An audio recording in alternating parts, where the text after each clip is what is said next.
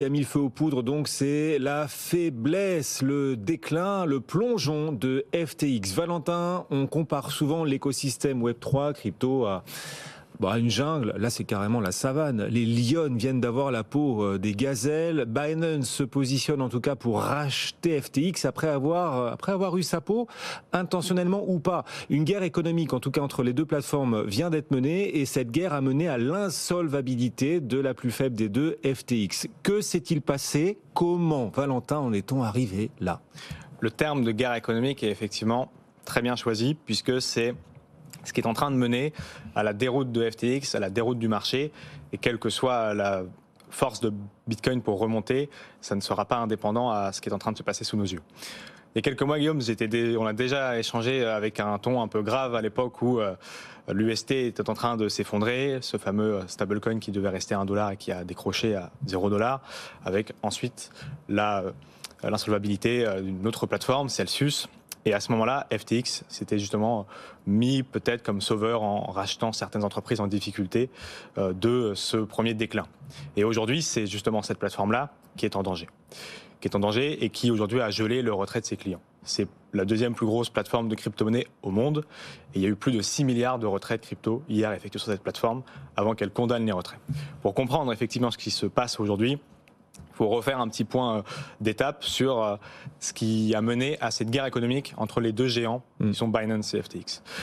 Pour avoir ça en tête, il faut savoir qu'en 2019, Binance avait pris position au capital de FTX en 2019 pour une petite position de développement stratégique duquel justement, il y a quelques mois, FTX s'est délaissé. C'est-à-dire que FTX a fait une proposition à Binance de vente pour reprendre 100% de son capital, ou en tout cas exclure son principal rival de la table.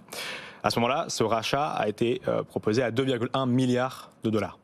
Et ces 2,1 milliards de dollars ont été payés de FTX via Binance en BUSD, donc le stablecoin de Binance, et en FTT. Le FTT, c'est le token de la plateforme FTX. Et c'est là où ça commence à poser problème. Ça commence à poser problème parce que le 2 novembre dernier, CoinDesk, un média américain, publie le compte ou le rapport de compte d'une entreprise de Sam Bankman-Fried, qui est le CEO de FTX. Et dans cette deuxième société qui lui appartient, parce qu'il possède donc FTX, la plateforme d'échange, et une autre société d'investissement et de trading, Alameda Research. Cette plateforme est révélé dans CoinDesk donc qu'elle a énormément de FTT et c'est même la majorité de son bilan actif et même la majorité de ses passifs sont garantis par des FTT. Aïe, aïe, aïe, aïe. À ce moment-là, le FTT vaut $25.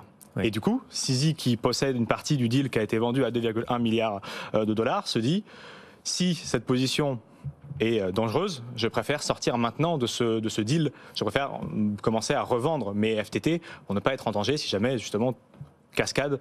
Le prix du token descend, les actifs et les passifs de Alameda Research et donc de la plateforme FTX, in fine, sont aussi en danger. Donc, moi, stratégiquement, je préfère sortir. Donc, il tweet, moi, je vais vendre mes FTT que j'ai reçus dans le cadre du rachat. Et du coup, patatras. Ça réduit encore plus la confiance dans le FTT. Ça détruit la confiance du FTT et la blockchain étant transparente, on voit effectivement quelques heures après un mouvement de 500 millions de dollars de FTT sur la plateforme Binance. Et CZ, le CEO de Binance, confirme, c'est bien moi, et nous allons commencer à écouler les FTT. Du coup, le cours du FTT s'effondre. C'est autoréalisateur, là. Ouais. À ce moment-là, tout le monde prend conscience de l'étendue des problématiques. Mais là, nous sommes entre lundi et mardi dernier, et on se dit, effectivement, le FTT est en danger, mais la plateforme FTX est à aucun moment insolvable. À ce moment-là, on ne se pose pas la question que la plateforme FTX peut être en danger. Et là, ça commence effectivement à s'agiter, puisque on propose à CZ, de la part donc de Alameda Research, donc la team FTX, propose de racheter OTC, over the counter, sans passer par les marchés financiers, sans faire de pression baissière, de racheter les positions de CZ à $25 l'unité. 22.